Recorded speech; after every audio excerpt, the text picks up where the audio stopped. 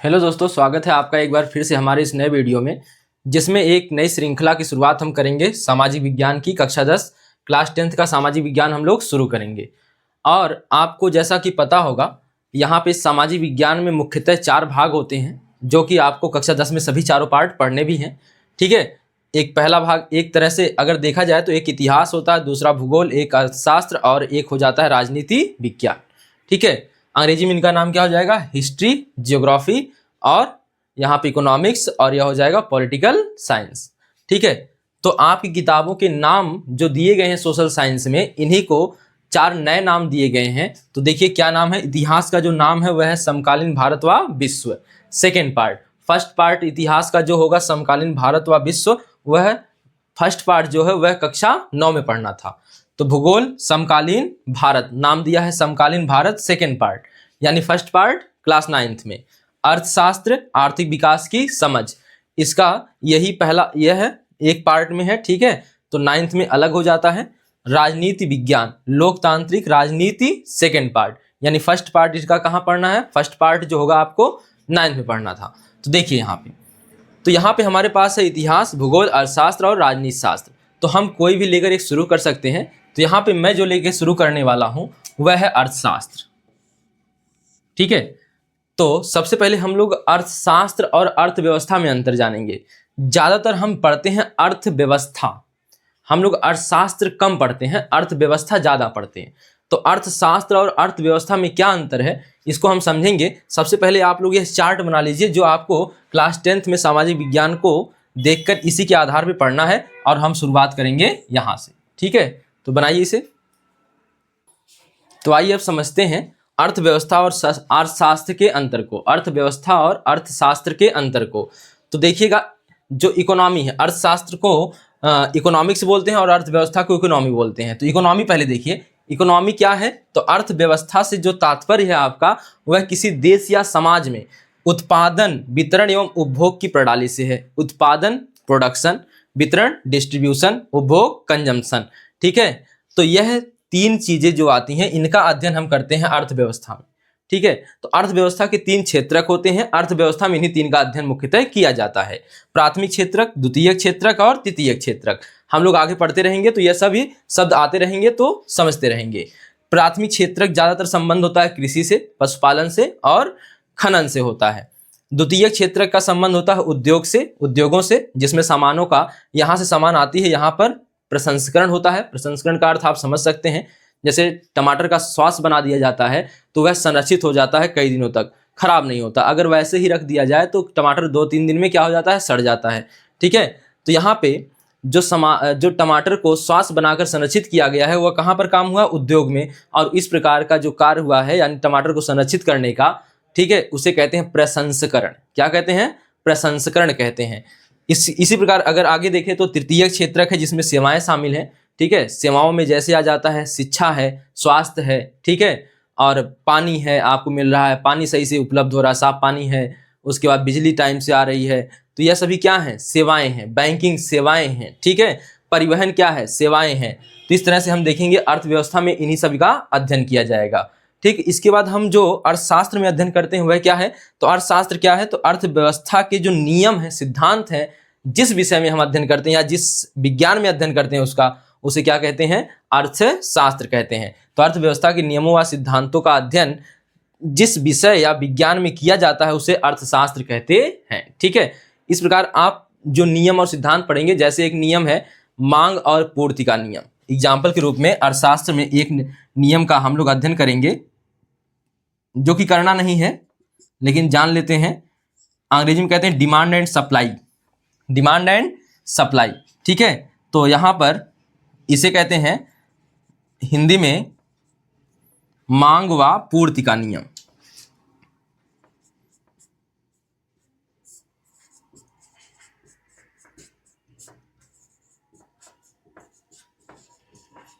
इसका अध्ययन कहाँ किया जाएगा? इसी का रिगार्डो का लगान सिद्धांत है। रिगार्डो का, जब आप लोग ग्रेजुएशन में जाएंगे तो ये सभी सिद्धांत पढ़ने रहेंगे। तो यह बताता है कि कब दाम बढ़ेंगे, कीमतें बढ़ेंगी, कब कीमतें घटेंगी, कब सामान की मांग बढ़ सकती है। तो इस तरह से ये नियम होते हैं सभी अर्थशास्त्र में। ठीक है। और इसी का अप्लाइड रूप होता है अर्थव्यवस्था।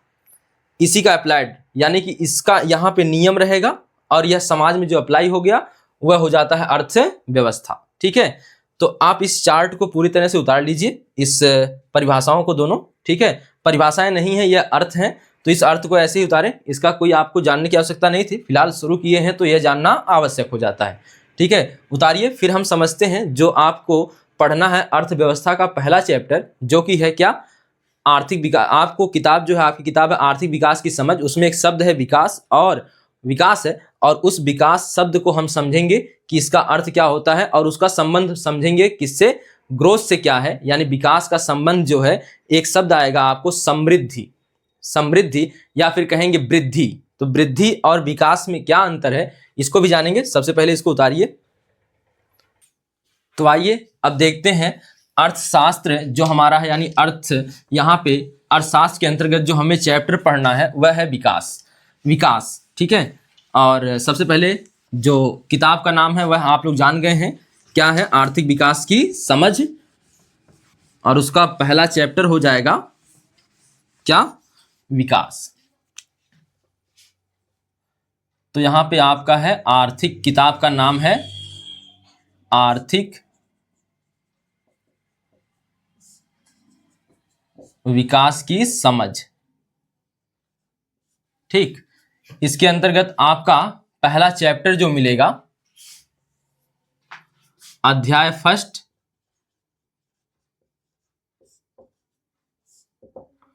वह है आपका विकास, अंग्रेजी में क्या बोलेंगे, डेवलपमेंट।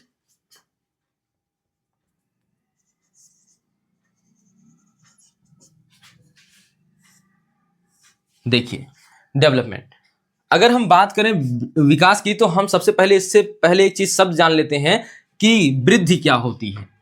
तो दो शब्दों की हम तुलना करके सीखते हैं, वृद्धि, या इसी के लिए एक शब्द चलता है समृद्धि, और अंग्रेजी में इसके लिए शब्द चलता है ग्रोथ। और हम अर्थशास्त्र पढ़ रहे हैं, इसलिए इसे अर्थशास्त्र से जोड़कर देखेंगे, इसलिए इसका नाम हो जाएगा आर्थिक वृद्धि या आर्थिक समृद्धि। और दूसरा शब्द जो है वह है विकास, और इसे कहते हैं डेवलपमेंट। तो यहां पे हो गया डेवलपमेंट, और इसे भी आपको अर्थशास्त्र से जोड़ना होगा, तो क्या हो जाएगा, आर्थिक विकास, आर्थिक विकास। तो यहां पे इस शब्द को हम पहले समझें, वृद्धि जो होती है वह होती है संकीर्ण अवधारणा, संकीर्ण अवधारणा, अंग्रेजी में इसे बोलते हैं माइक्रो कॉन्सेप्ट, माइक्रो कॉन्सेप्ट। ठीक है, और यह विकास जो होता है यह होता है व्यापक अवधारणा,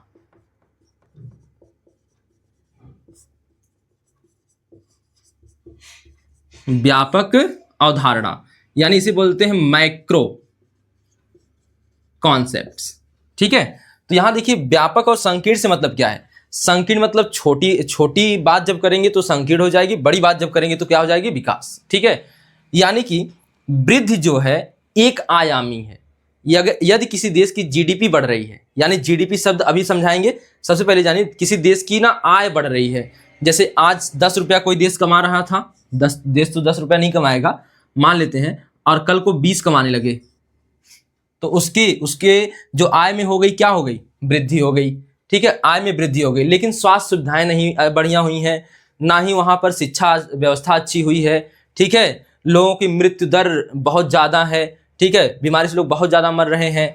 तो इस तरह से हम देखेंगे केवल वहाँ पे पैसे बढ़े हैं, यानी किसका, यहाँ पे 10 रुपया कमा रहा था वह देश, अब कितना कमा रहा है, केवल 20 रुपये। लेकिन सुविधाओं के मामले में वह देश अभी भी क्या है, फिसड्डी है। लेकिन अगर कोई देश 10 रुपये से 20 रुपये पे गया, ठीक है, 10 रुपये से 20 रुपये पे गया, तो वृद्धि तो हुई है, साथ में इसने अपनी शिक्षा व्यवस्था अच्छी कर ली। ठीक है, शिक्षा अच्छा कर लिया, स्वास्थ्य व्यवस्था जो है अच्छी कर ली। उसके बाद यहाँ पे बिजली भी अच्छी तरह सबको प्रोवाइड करा दिया, सबको इंटरनेट प्रोवाइड करवा दिया। ठीक है, तो इस तरह से देखा जाएगा तो यह जो सभी सुविधाएं समग्र रूप से जो आप देख रहे हैं वृद्धि हो रही है, उसे विकास कहते हैं। तो विकास का एक अंग वृद्धि है। ठीक है, यानी अगर हम गोला बनाएं तो यह पूरा अगर गोला बनता है तो यह पूरा का गोला विकास कहलाएगा, और इसका एक भाग जो है वह कहलाता है वृद्धि। ठीक है, एक एग्जाम्पल समझिए। ठीक है, एक घरेलू एग्जाम्पल या कि देसी एग्जाम्पल देखिए कि अगर कोई लड़का है, उसकी लंबाई बढ़ रही है तो उसमें केवल वृद्धि हो रही है। ठीक है, उसकी मानसिक स्थिति वैसे की वैसी पड़ी है। ठीक है, और उसमें मजबूती भी नहीं आ रही है, एक तरह से वह खेलने में भी निपुण नहीं है, केवल उसका शरीर बढ़ रहा है, तो वहाँ पे केवल वृद्धि हो रही है, विकास उसमें नहीं हो रहा है। लेकिन शरीर के साथ साथ उसकी मानसिक वृद्धि भी हो रही है, वह पढ़ने में ठीक ठाक होते जा रहा है, शारीरिक शिक्षा में भी अच्छा है, यानी खेल कूद में भी अच्छा है। तो इस तरह से उसका क्या हो रहा है, विकास हो रहा है। यानी वृद्धि एक छोटी अवधारणा है और विकास एक बड़ी अवधारणा है। यानी कि वृद्धि जो है आप एक आयामी है, यानी किसी एक चीज में केवल वृद्धि को बताता है, और जो विकास है वह समग्र वृद्धि को बताता है, यानी समग्र रूप से विकास है। देखिए समझिए इसको।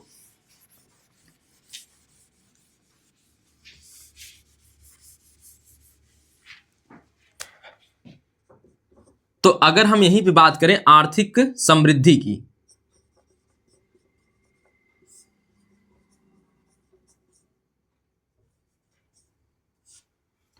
आर्थिक समृद्धि की, तो इसे कहते हैं क्या, तो इसे कहते हैं जीडीपी में ग्रोथ, जीडीपी में वृद्धि।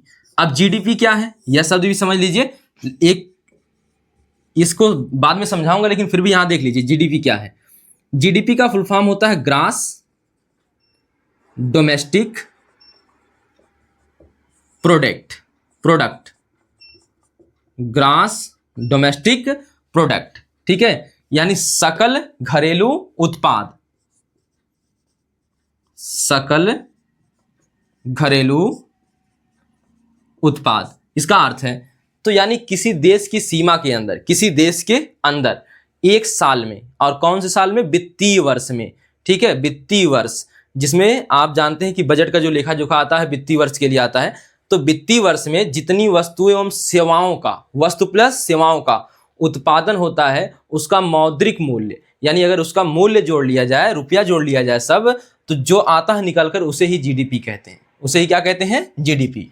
तो आर्थिक समृद्धि जो है केवल जीडीपी में वृद्धि है, यानी एक साल के अंदर किसी देश के भीतर जितनी सेवाओं का और वस्तुओं का उत्पादन हो रहा है उसका मौद्रिक मूल्य निकाल लिया जाए तो उसे जीडीपी कहते हैं। अगर वह बढ़ रही है तो उसे कहेंगे केवल आर्थिक समृद्धि। क्या कहेंगे, आर्थिक समृद्धि। और यहां पे देखेंगे हम आर्थिक विकास,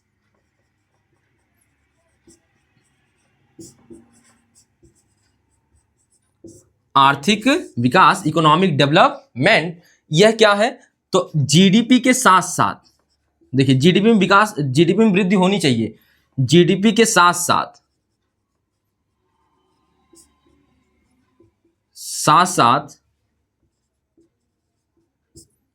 देश या समाज के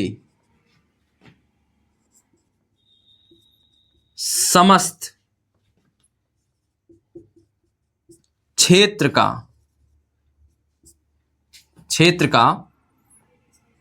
विकास। ठीक है, देखिए समस्त क्षेत्र का विकास आर्थिक विकास कहलाता है।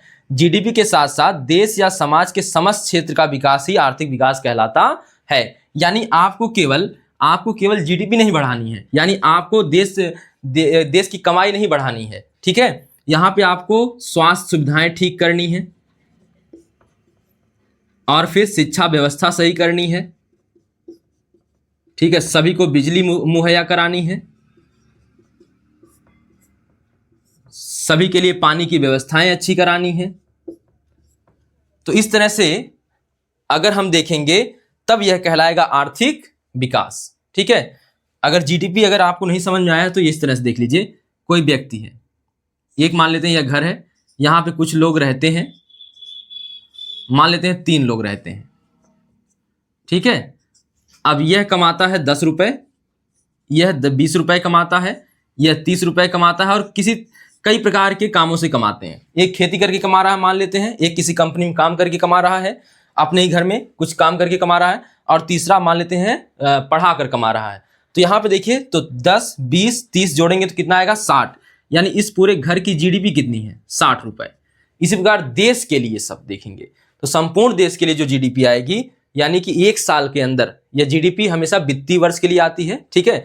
तो एक वित्तीय वर्ष में जितनी वस्तुओं एवं सेवाओं का उत्पादन होता है उनका मौद्रिक मूल्य निकाल लिया जाए, उनके सभी कीमतों को जोड़ लिया जाए, ठीक है। जैसे अध्यापक भी ये सेवा दे रहा है तो उसको भी सरकार पैसे दे रही है, तो वह जो पैसे दे रही है उसका मूल्य, हर टीचर का मूल्य जोड़ लिया जाएगा। इसी प्रकार से हर जो सेवाएं, बैंकों में सेवाएं दे रहे हैं उनका मूल्य, पूरी जो उत्पादन हो रही है, जो उत्पादन भारत में हो रहा है उसका मूल्य, सब जोड़कर जब निकाला जाता है, जो पैसा आता है तो उसे कहते हैं जीडीपी। तो जीडीपी में खाली जब वृद्धि होगी तो उसे कहेंगे आर्थिक समृद्धि। और जब संपूर्ण विकास होगा, ठीक है, अर्थव्यवस्था के हर क्षेत्र में विकास होगा, या फिर कहेंगे कि जो देश की सभी सुविधाएं हैं वह सुविकसित हो रही हों, यानी स्वास्थ्य सुविधाएं अच्छी हो रही हो, शिक्षा व्यवस्था बढ़ रही हो, बिजली सभी को पहुंच रही हो, पानी सभी के लिए अच्छा पानी, साफ पानी पहुंच रहा हो, आदि आदि आदि होंगे तो आर्थिक विकास कहा जाता है। तो यह रहा आपको वृद्धि समृद्धि, या फिर यह जो वृद्धि और समृद्धि है यह क्या है, संकीर्ण अवधारणा है, ठीक है। इसी से शब्द निकलता आर्थिक समृद्धि। हमको यह नहीं, हमको यह जानना है, ठीक है। विकास, यहाँ पे डेवलपमेंट व्यापक अवधारणा है, ठीक है। समग्र विकास, यहाँ कहते हैं समग्र, यह समग्रता से संबंध रखता है, ठीक है। यह किसी एक पक्ष से संबंध नहीं रखता बल्कि समग्रता से संबंध रखता है, ठीक है।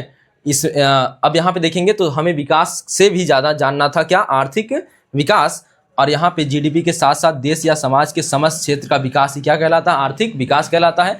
जैसे स्वास्थ्य सुविधाओं का बेहतर होना, शिक्षा सुविधाओं का बेहतर होना, बिजली सभी की तक पहुँच, पानी की सुविधाएं अच्छी होना। तो इस तरह से है, आप इस पूरे चार्ट को इसी तरह से उतार लीजिए, फिर हम देखेंगे विकास के बारे में और भी आगे, ठीक है। उतारिए पहले,